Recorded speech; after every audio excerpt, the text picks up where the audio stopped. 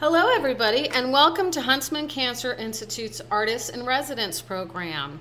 And today we're going to be creating ink blot artwork. And here I have some examples of some of the completed ones that I did. And so here we have flowers and there's a branch. Here we have a bison, a butterfly,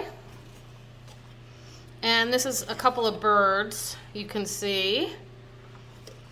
And then here we have a little penguin. Now I'll show you how these started out. You're going to start out by making an ink blot and then you're going to be finding images in them. So these are just some of the ink blots that I did, and these don't have any drawing on top. So you can see they all look wildly different. Today I'm just going to be showing you how to do an ink blot with black ink, but you can certainly use other colors of ink as well.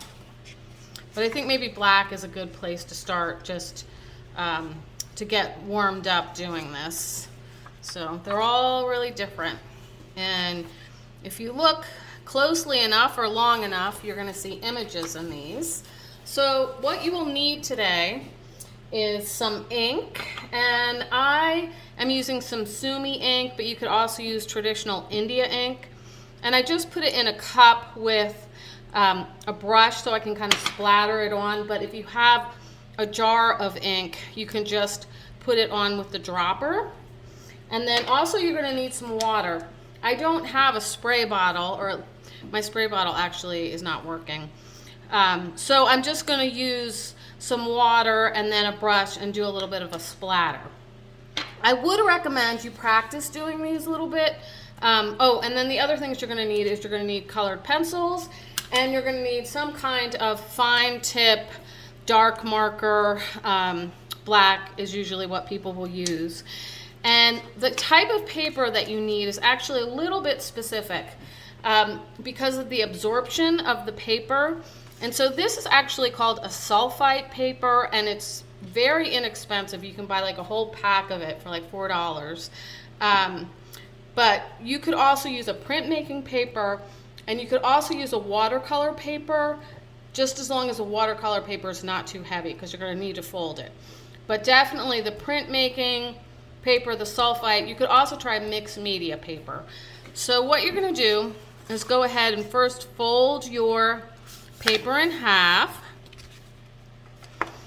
and then you're going to just blot.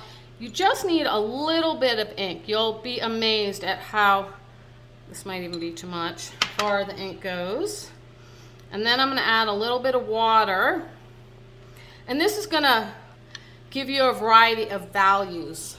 Like when you see this here, it's not all dark, it's not all light.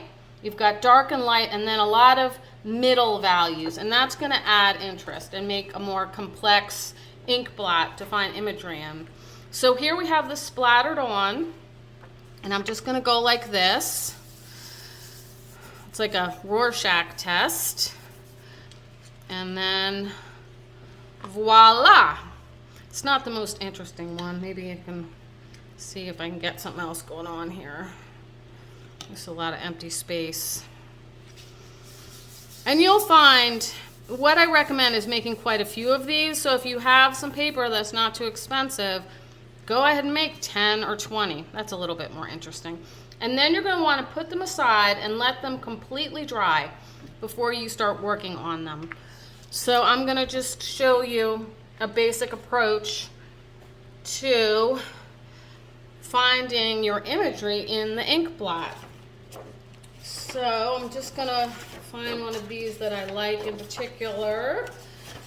And I kind of liked this one here because I see these two tiny little birds right here. So I'm going to take my marker and I'm going to start drawing in some tail feathers for the bird. So I'm drawing this outline with the marker and then going in with my colored pencil so you can really see those tail feathers.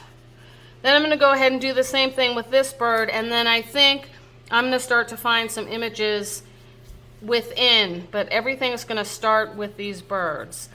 So I just wanted to give you a basic idea about this. This is actually a super fun project, and once you start working on it, you can get really, really involved in it, because it's just the process of making the ink blots, finding the imagery, and then revealing that imagery. I think is really fabulous. So that's the project for this week. And if you want to learn more about ink blots, I found out about it from this artist, Margaret Peot. Her name is spelled, it's Margaret, and then her last name's Peot, P-E-O-T. And she has several books that she has written about this ink blot technique. And what she has done with this is truly amazing. I was completely blown away. So you might want to check her work out, and maybe even find her books. So hope everybody's doing well, and I look forward to talking to you next week. Bye.